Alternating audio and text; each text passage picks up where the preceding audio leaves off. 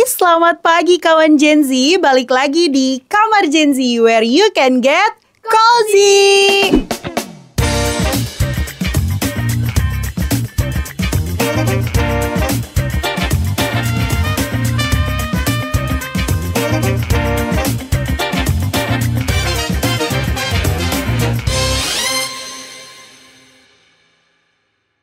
Oke, hari ini di segmen aku kita ketemu kedatangan nih guest star yang sangat amat super duper spesial. Dia ini sangat multi talent, merupakan salah satu mahasiswa dari salah satu kampus swasta di Jakarta, khususnya Kampus Komunikasi di Jakarta. Nah, dia ini dari jurusan Performing Arts. Yuk langsung aja kita sambut bintang tamu kita hari ini, yaitu Angel. Mas, nanti kasih konfeti ya. Udah ada sini. Udah ada. Nanti. Oke, halo Angel, apa kabar? Hai. Aduh, cantik banget, aku salfok. Ya ampun. Aduh, Angel nih, aku kan, kenalin dulu dong ke kawan Gen Z. Iya. Tentang diri kamu nih siapa sih gitu. Panggilannya kawan Gen Z ya. Iya, panggilannya kawan Gen Z. Hai kawan Gen Z, aku Angel. Terus udah. Oke, guys. Jadi Angel ini merupakan salah satu mahasiswa yang benar-benar talented banget. Kayaknya dia ini disuruh jadi apa aja bisa ya, Bun. Palu gada. Bukan palu gada, ini namanya multi talent. Kayaknya kamu kalau disuruh jadi superhero juga bisa ya? Belum bisa sih. Oh, belum bisa. Belum. Belum bisa ternyata. Iya, jadi Angel ini merupakan director, terus songwriter dari teater musical, dan kamu juga nih, aku denger kamu nih MC ya, MC trilingual ya. Iya. Itu bahasa apa aja coba kalau trilingual? Mandarin, Inggris, Indonesia. Oke, coba dong kenalin diri kamu pakai bahasa Mandarin. Coba dong. 大家好，我是 Angel， 我今年是21岁。 cie kan? Keren. Nah, selain jadi MC trilingual, Angel ini juga merupakan seorang diva, penyanyi teman-teman. Angel ini penyanyi dan dia juga merupakan asisten dosen khususnya di semester 6-nya ya di kampus. Iya. Jurusan apa? Jurusan Performing Arts. Oke, tuh emang bener-bener jiwanya jiwa-jiwa performing arts banget teman-teman. Jel, nih aku mau tahu deh, kamu kan bener-bener kayak into performing arts banget kan? Apa namanya, kayak lebih ke teater musical banget nih. Nah, kira-kira Jel, aku tuh mau tahu titik awal kayak yang bikin kamu nih bener-bener ternyata teater musical itu dunia gue banget gitu, kayak ini tuh gue banget gitu. Kira-kira awalnya apa sih? Apa karena kamu nonton teater musical atau apa? Ini tuh berawal dari apa sih sehingga kamu nyemplung di dunia ini? Awalnya itu karena sebenarnya dari kecil tuh mama dan ya orang tua lah udah nyemplungin aku di dunia seni gitu. Jadi dari kecil udah les gambar, nyanyi, nari, pokoknya segala yang seni-seni lah diterjunin gitu. And then waktu masuk ke SMP, kalau nggak salah ya SMP itu aku masuklah ke choir, jadi anggota choirnya Purwacaraka Music Studio. Purwacaraka teman-teman, Oke, hebat. Lanjut. Ke choir situ, terus sejak saat itu aku jadi jatuh cinta lah sama dunia vokal. Waktu itu awalnya dunia vokal. Cuman karena aku nggak terlalu tertarik di nyanyi yang kayak solois banget gitu, jadi makanya aku milih choir kan. Nah di choir itu terus pertama kali banget aku nyanyi solo yang untuk choir itu di New York waktu itu. Di New York, Iya, itu berarti dari Purwacaraka. Iya, 2017 aku kepilih jadi soprano solois di New York. Terus sejak itu jadi udah mulai pede nih, kayak bagus juga suara gue ya ternyata. Angel kalau udah ke New York itu udah pasti bagus sayang. Itu udah pasti bagus. Oke, lanjut. Iya, terus sejak saat itu aku jadi pede untuk ikut lomba-lomba vokal yang ngarahnya ke solo gitu. Nah, terus setelah dari situ mulai ganti lagi nih, karena aku ngerasa kok kayaknya nggak sebagus teman-teman yang bisa nyanyi kayak dar banget gitu. Akhirnya udah nggak terlalu pede nyanyi, ketemulah satu guru vokal yang sekarang adalah salah satu pemain teater ternama juga di Indonesia. Wow. Dia main cast-nya musikal Keluarga Cemara. banyak lah rent juga gitu. Dan beliau ini bilang kalau kayaknya kamu bukan nggak bakat di nyanyi, tapi mungkin kamu belum nemu genre kamu aja. Betul. Gitu.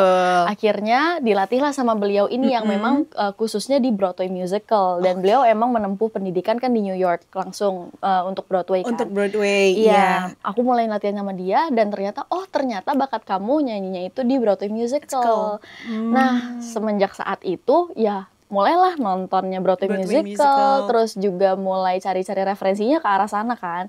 Terus masuklah LSPR. Oke. Coba aku mau tanya dulu. Tadi kan berarti awalnya ini dari guru kamu yang ketika yang mengarahkan kamu untuk berkecimpung lah di dalam Broadway musical. Nah, kira-kira Broadway musical apa sih yang pertama kali kamu tonton? Yang pertama kali banget tuh Wicked sebenarnya. Wicked. Iya, tapi bukan yang film karena film belum ada waktu itu. Belum ada, masih yang Broadway. Masih yang Broadway musical. Karena waktu itu lagu pertama yang diajarin tuh Wicked. Terus habis itu sejak itu ya kan Disney kan juga masuk ke musical kan. Iya, betul. Akhirnya aku coba mulai gali lebih dalam lah ke arah Broadway musical yang heavy gitu. Gitu. Terus masuk ke LSPR, tertarik di Performing Arts Communication, ambil terus semester pertama kan intro to PAC tuh kan. Pas intro to PAC aku kepilih jadi sutradara, director. Terus aku kok lebih seneng di sini daripada nyanyi ya ternyata. Ganti lagi. Jadi masa-masa pencarian jati diri juga ya Bunda. Iya, benar. Terus ganti lagi, akhirnya gue. Amin kali aja keikutan tiba-tiba ya kan. Akhirnya aku mulai gali lebih dalam di industri pertunjukan, khususnya di penyutradaraan. Gitu. Di Intro to PAC itu, setelah Intro to PAC, akhirnya karena udah mulai penjurusan kan, yang semester 3-nya di Performing Arts Communication, mulai banyak project-project. Udah sejak saat itu jadi mulai jatuh cinta lah sama industri seni pertunjukan. Berarti karya pertama kamu itu yang Parallel the Musical itu? Iya, itu Intro to PAC. Intro to PAC itu karya pertama kamu yang berhasil nyabet berbagai nominasi berbagai nominasi. Tapi emang itu bagus banget sih Angel. Dan setahu aku itu lagunya kamu juga bikin sendiri ya buat itu Parallel. Original, iya. Ada original kan? Original song. Hebat. Itu pertama banget. Oke. Nah, setelah kamu kan akhirnya penjurusan nih masuk ke Performing Arts kan. Nah, di situ kamu banyak banyak kayak hal apa sih yang paling menurut kamu biggest project yang menurut kamu kamu temuin di semester 3 itu, atau sampai sebelum kalau kamu mulai skripsian lah? Hal terbesar sebetulnya itu belum terlalu banyak ya, karena itu benar-benar dari semester 3 sampai semester 6 tuh proses yang belajar banget. Jadi aku belum yang terjun ke project, tapi aku benar-benar belajar gitu, ngikut-ngikut event orang, ngikut-ngikut project orang gitu. Karya terbesarnya ya 2AM waktu itu, 2AM the Musical. Pokoknya kalian teman-teman ya, kawan Gen Z, kalian harus nonton Parallel the Musical, 2AM, sama nanti ada lagi. Kita keep dulu satu-satu ya kan. Oke, nah berarti kan kamu ini berarti kan tadi kamu bilang kamu masih mencari jati diri kamu ya, kayak, dan akhirnya kamu klop di dunia persutradaraan lah atau perdirektoran dalam teater musical. Nah, selain proyek-proyek kampus, apakah kamu ada mencoba gitu untuk mengikuti kegiatan-kegiatan di luar kampus yang memang mungkin menghasilkan cuan juga dari sini? Kira-kira ada nggak sih, Angel? Ada dong, tapi masih abis ini nih, aku lagi proses pitching, lagi proses meeting juga. Proyeknya untuk tahun depan nih salah satu proyek besar juga. Gitu. Kita tunggu ya teman-teman tahun depan. Pokoknya karyanya Angel nih bener-bener nggak ada yang buat aku yang udah nonton ini bener-bener kayak wow, keren. Kayak aku tuh kayak mikir gitu, kok dia bisa ya bikin kayak gini, kayak hebat banget gitu teman-teman. Pokoknya kawan-kawan Gen Z di rumah nih harus nonton. Nanti ya kita kasih lah link untuk nonton teaternya Angel, teater musicalnya Angel tentunya ya. Oke, selain itu ini kan berarti udah masuk ke passion kamu ya untuk berkecimpung di dunia teater musikal gitu kan. Nah, kira-kira kamu sempat bimbang gak sih kayak gua nih harus mengutamakan passion gue, atau gue masih mau coba dunia lain ya, kayak dunia lain enggak, maksudnya kayak ranah yang lain teman-teman, kawan Gen Z, maaf kalau dunia lain agak serem ya Bun, kayak ranah lain kayak yang misalnya fokus ke korporat atau apa, atau kayak kamu emang enggak, ini passion gue dan gue bisa menghasilkan uang dari sini?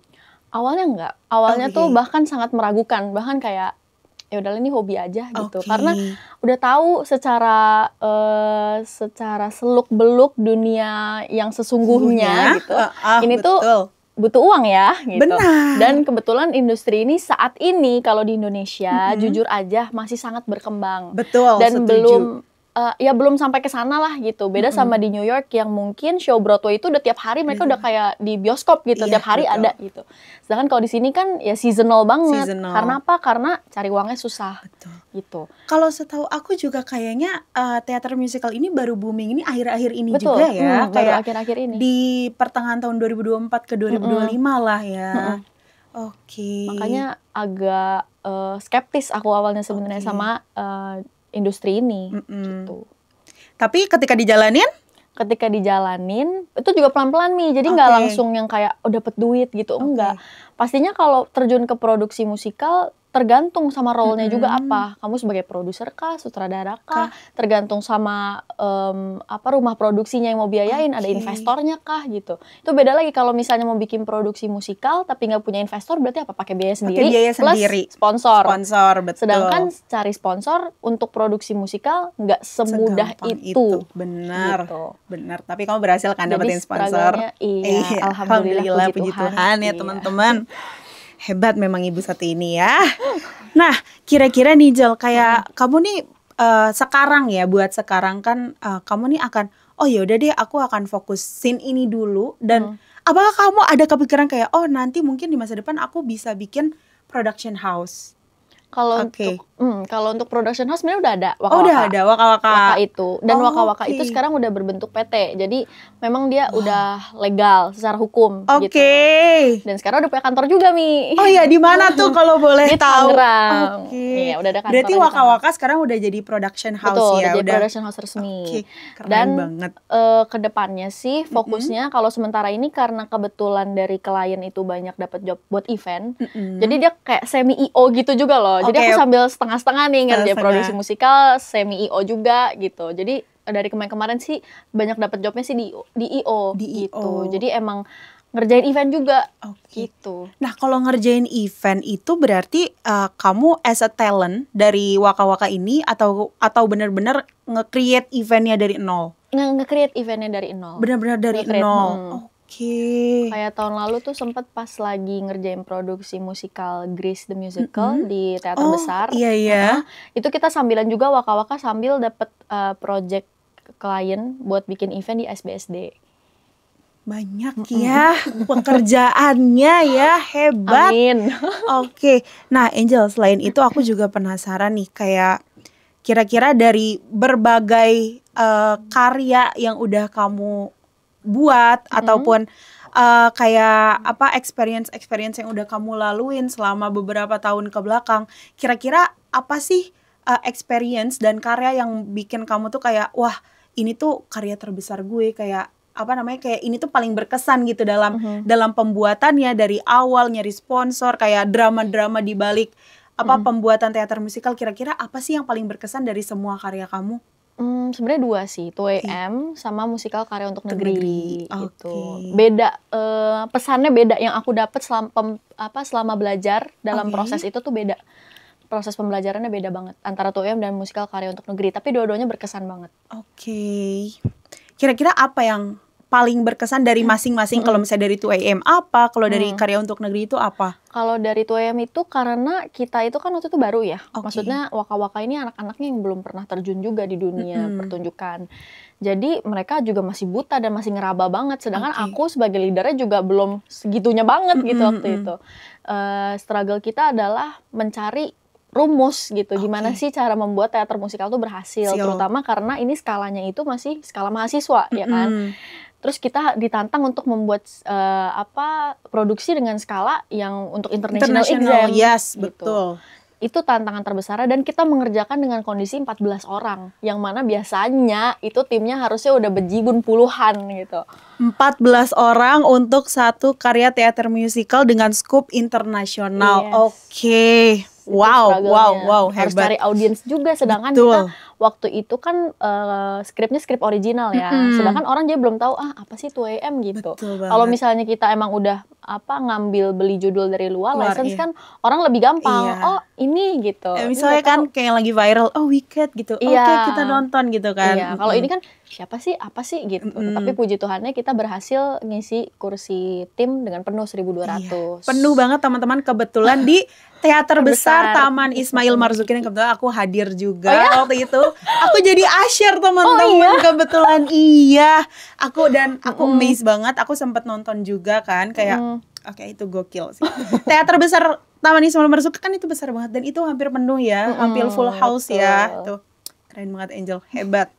Oke, ini kan ibu director ya kita panggilnya ya teman-teman.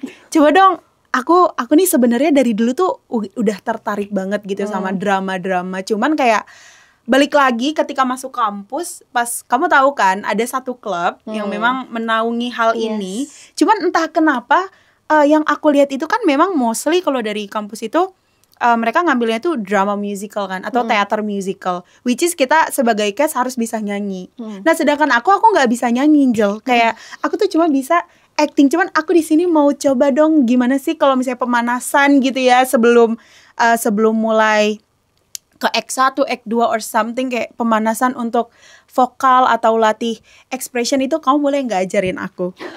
Sebenarnya kalau untuk pemanasan mostly semua pemanasan ada di YouTube. Itu tuh bener gitu. Tinggal gimana cara kita bener atau enggak lakuinnya. Misalnya kayak mimemo ha itu ya dilakuin aja. Coba dong ajarin aku, Angel.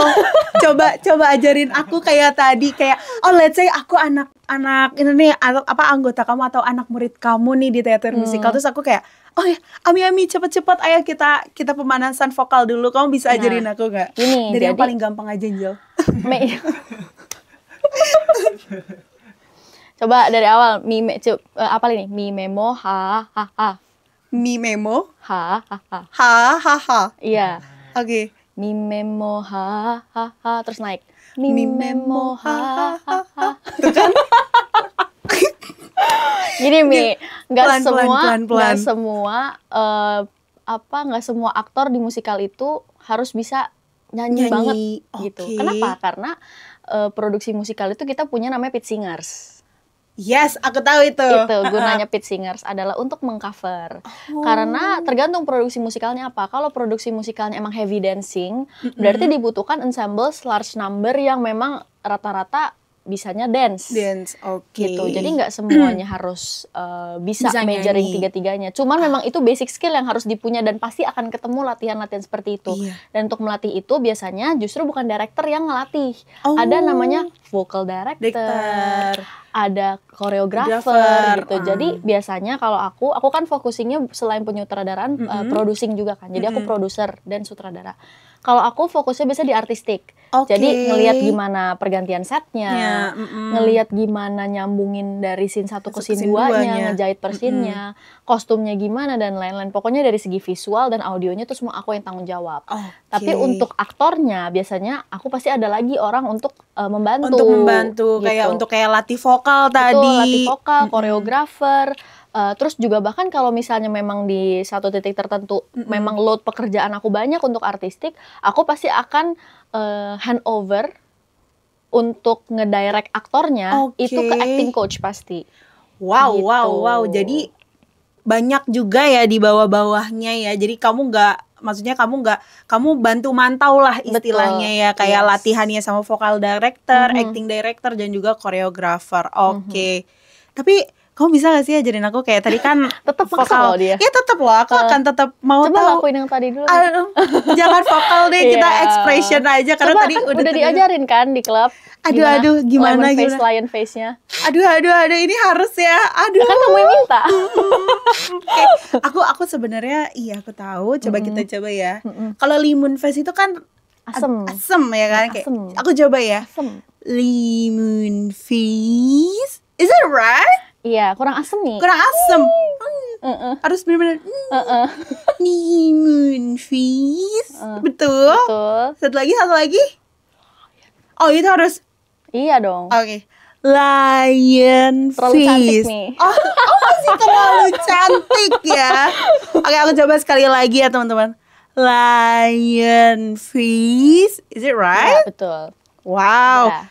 Seru juga ya, kayak aduh, aku kayaknya nanti kalau Angel punya production lagi, aku boleh kali ya audisi buat jadi ensemble aja dulu. Boleh. Ensemble aja dulu. Iya. Oke. Nah, nih Jel, aku juga mau tahu nih, kan kamu berarti semua ini berangkat dari passion kamu kan untuk sampai adanya Waka-Waka, sampai kamu punya berbagai macam production. Nah, kira-kira kamu punya pesan gak sih untuk kawan-kawan Gen Z di rumah yang kayak ayo kalian gak usah takut ikutin passion kalian, karena dari situ kalian juga bisa create something loh. Kira-kira kamu ada pesan gak untuk mereka? Ada. Oke, pertama pastinya kalau masih muda jangan takut untuk mengejar karya gitu. Harus berani. Dan kenapa jangan takut berkarya? Karena karya itu lifetime. Jadi kamu punya rasa proud yang gak bisa didapetin lagi gitu. Kalau karya ya, ngomongin soal karya. Kalau ngomongin soal cuan, of course passion harus bekerja dengan kepintaran kita juga. Jangan cuma ngerjain passion tapi ya cuannya buntung gitu. Betul. Makanya itu yang berusaha aku dan teman-teman Waka-Waka kerjakan. Gimana caranya kita bisa menjalankan passion kita, tapi kita cari celah cuannya di mana. Aku yakin di semua bidang, di semua ya ranah dan industri itu pasti ada celah cuannya gitu. Itu tinggal pintar-pintarnya kita nyarinya aja gimana dan rajin-rajinnya kita. Gitu. Jangan sampai menang ego karena mau passion, tapi jangan sampai buta karena cuan juga. Sampai kita ngelupain passion kita. Dan our true happiness itu ada di mana gitu. Oke, berarti masing-masing dari passion dan cuan itu harus balance. Betul, ya. Betul, harus balance. Oke, wow, insightful banget teman-teman. Kan nih gestar kita kan aku udah bilang dia tuh multi talent banget gitu kan. Multi talentan. Iya. Oh enggak dong, enggak pakai nan tapi multi talent aja gitu kan. Oke Angel, terima kasih sudah juga, berbagi bersama aku dan juga kawan-kawan Gen Z di rumah. Sudah sangat kalau bagi aku yang suka rebahan ini sangat menginspirasi. Kayak ternyata kita bisa loh bergerak dari passion dan menghasilkan cuan. Tapi lagi-lagi balik lagi itu harus balance antara passion dan juga cuannya. Betul teman-teman? Betul. Oke Angel, terima kasih. Nah, kawan Gen Z di rumah yang sekiranya penasaran, sebagus apa sih karya yang udah Angel buat gitu. Jujur bagus banget. Nanti kalian harus tonton. Boleh tonton di mana Kak Angel? Boleh tonton di YouTube-nya Waka-Waka Production. Kalau untuk karya terbaru aku yaitu musikal Karya Untuk Negeri. Ya, itu harus ditonton. Kalau yang musikal Karya Untuk Negeri ini dia Indonesia banget ya. Iya, betul. Angkat tema Indonesia dan angkat tema korupsi. Oke.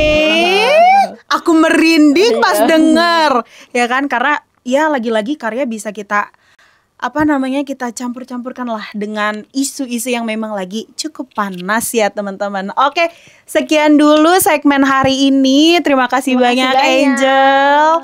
Dadah kawan Gen Z. Thank you all. Bye.